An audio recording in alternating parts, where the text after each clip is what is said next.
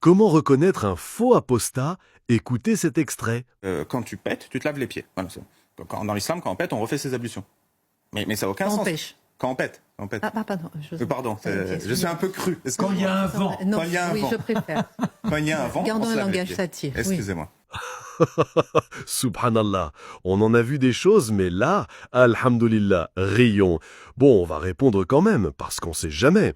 Tout musulman qui se respecte, en écoutant cet extrait, a soit compris que cet individu n'a jamais été musulman au pire, soit, au mieux, sa connaissance islamique n'a jamais dépassé celui d'un enfant de 3 ans.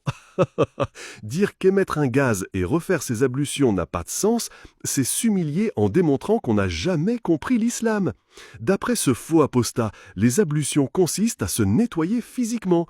Pourquoi alors, quand il n'y a pas d'eau, on peut les faire avec de la terre pure ou une pierre ? Ah, il ne le savait sûrement pas. C'est parce qu'il n'a jamais appris que les ablutions consistent à se purifier d'abord spirituellement.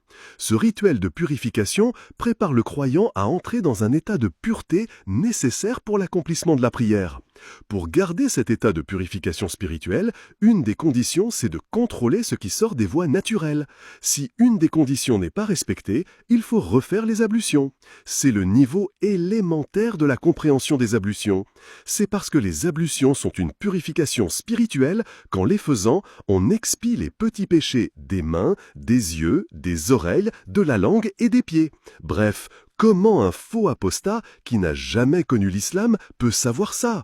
Continuez à nous faire rire.